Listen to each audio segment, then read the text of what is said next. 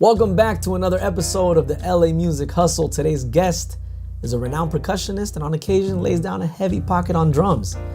He has worked with everyone from Bruno Mars to Stevie Wonder, Frankie Valli, Diana Ross, even Persian superstar Gugush. He is also a top call for TV house bands including American Idol and ABC's Dancing with the Stars. As you can already tell, he's a very versatile musician and will always play the perfect amount of cowbell. Ladies and gentlemen, Roland Gajate Garcia here on The Hustle.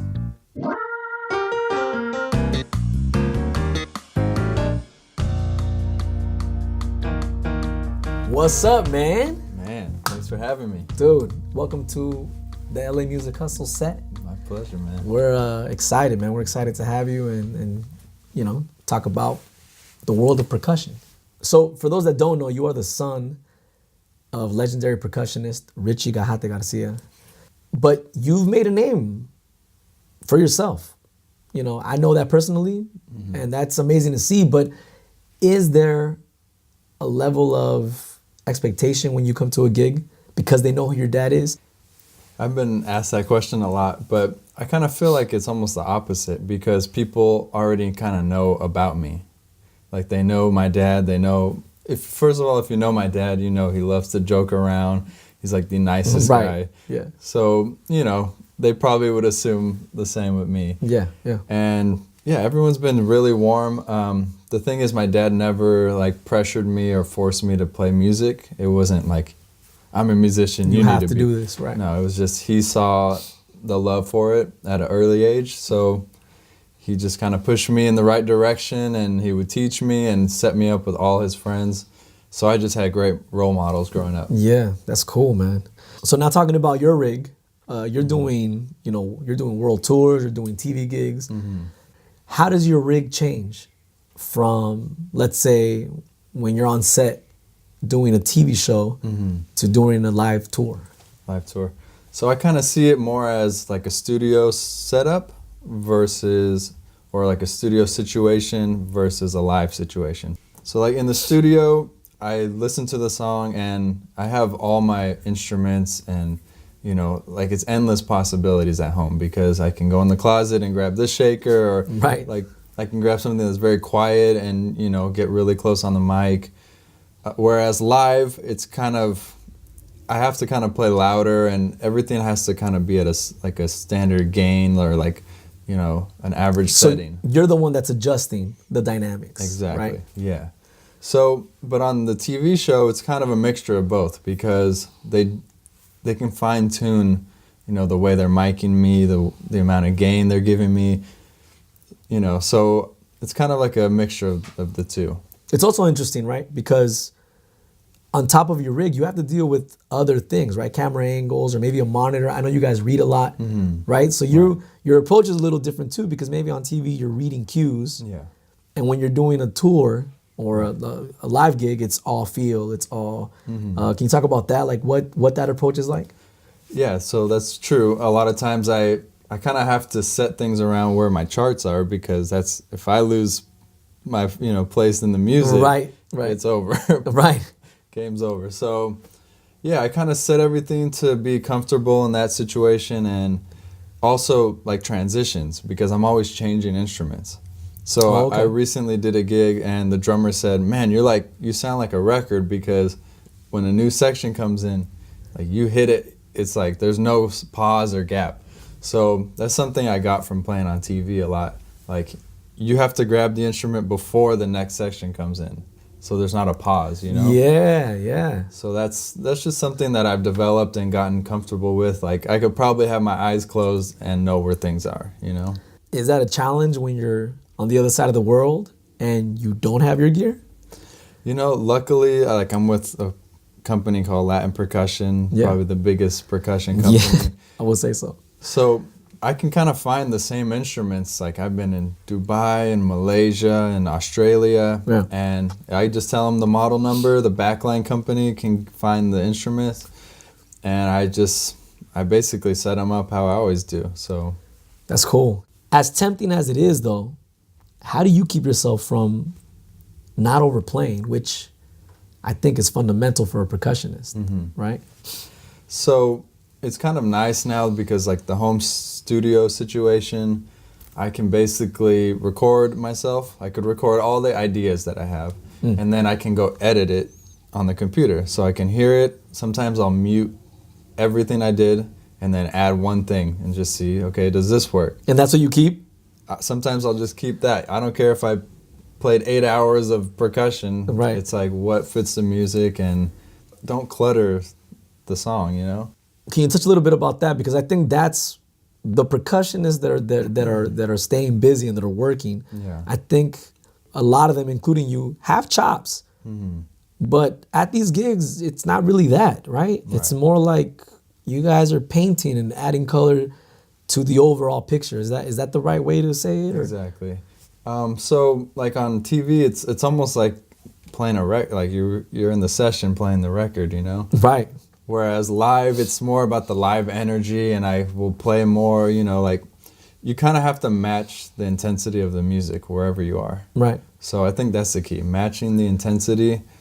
And, you know, if the song is going nuts and there's room for it, then go crazy. Then go crazy. If it feels good, that's all that matters. So you're playing percussion or any instrument, if it feels good, that's all that matters.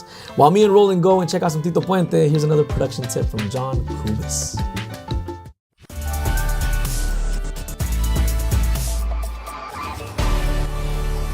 What up, Beat Warriors? Welcome to another Logic Production Minute in 45 seconds. Did your drummer friend lay down a slang drum groove on your track, but the kick and snare sound aren't up to snuff?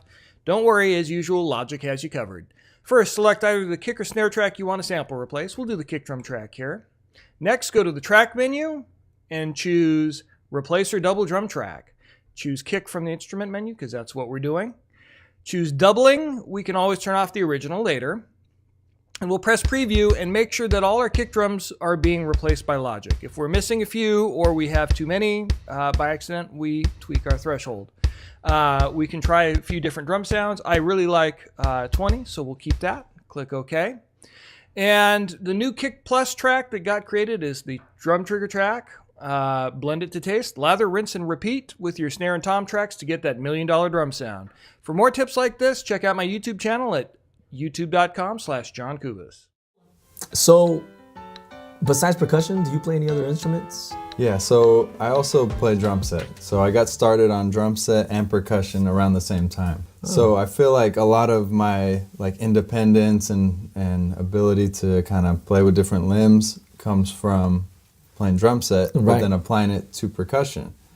But I basically got that from my dad because his nickname is El Pulpo, which means octopus. So he's known for playing, you know, like a tambourine with his foot and a cowbell with his right hand and a conga with his left. To this day, he does things that I'm amazed. Like, I don't know how you're doing that right now. And I mean, he like invented something, right? He has like so to be able to do that. When I was a kid, he invented something called the Gajate bracket, Gajate being part of our name. Right. And basically, he invented like a bracket that you can put on a pedal, on a bass drum pedal, and you can attach a cowbell, you can attach a tambourine, anything you want. Yeah, I've seen those. So he kind of was known for playing multiple things at once, and then from there, a ton of drummers have taken it to like another level, you know, including myself.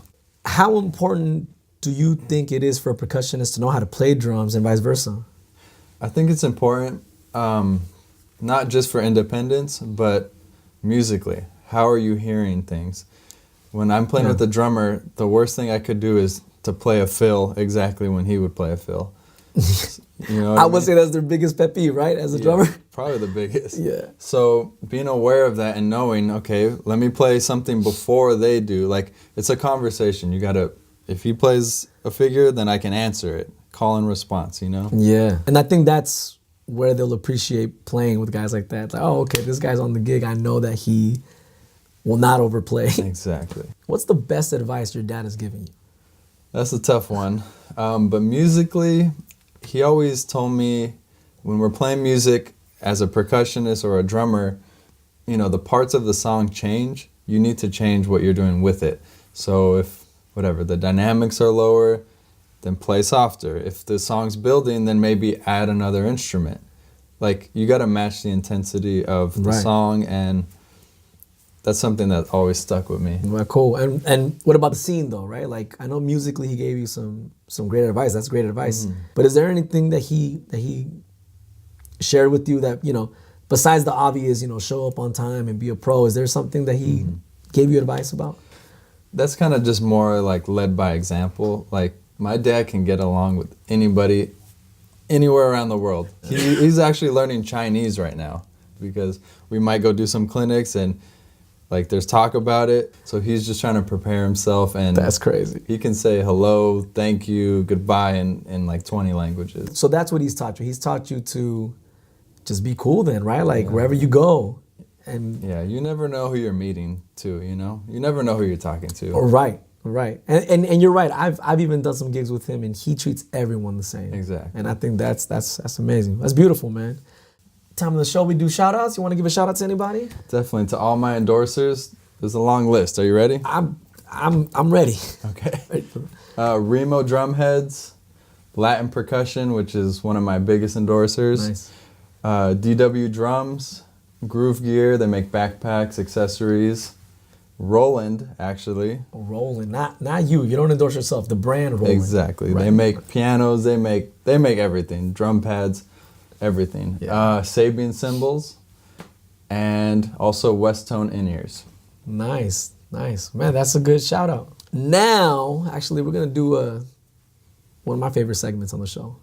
It's called Rapid Fire. Rapid fire!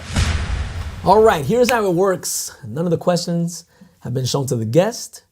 They have 5 seconds to answer the question. If they don't answer the question, I will press this button and you'll hear this sound. Try and answer as many questions as possible. You think you're ready? Let's go. All right, man, let's go. I'm excited. Here we go. Maracas or güiro? Guido. All right. What's your favorite Stevie Wonder song?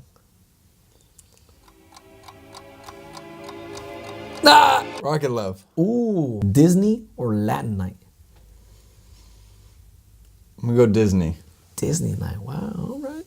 Starbucks or Coffee Bean? That's a tough. Starbucks. I don't know why it took him 2 seconds. Sweating here. I'm sweating. Favorite salsa album? Ooh. All right. That's a tough one. Yeah. Favorite sticks, specifically timbales? Sazon. Sazon? Vader Sazon. Ooh. And your dad has some sticks too, right? Those are his. What's the first percussion instrument you ever played? Congas, for sure. It was congas? I didn't know. I thought it was timbal. If you have a fever, is the only prescription more cowbell? I'm gonna go yes. Go ahead. Just because Nam or nah? Nam. I don't even know why I'm asking this because, I already know. I know what the answer should be. Lakers or Clippers? You're gonna insult me like that here? I'm out, bro. No. Clippers. I'm a Clippers. Wrong answer. Man, besides that last question, that was a very successful rapid fire. Ladies and gentlemen, rapid fire with Roland Garcia. Rapid fire! Thank you so much for being on the show. My pleasure, man. We appreciate it, and I think everything you shared with us has a lot of value to fellow percussionists. So thank you. And you want to tell people where they can find you online, social media handles? You can find me on Instagram. It's at Rolo, R-O-L-O, Gajate. It's below. Look below. Yeah. And then We'll put it somewhere over there. right. And then Twitter is at Roland Gajate. So before we say goodbye to Roland, I believe he brought a clip to share with everyone. Yeah, so this is a clip I shot with my father. This is a few years back in New Jersey at the LP headquarters, and it's entitled Like Father, Like Son. Ladies and gentlemen, Roland Gajate Garcia.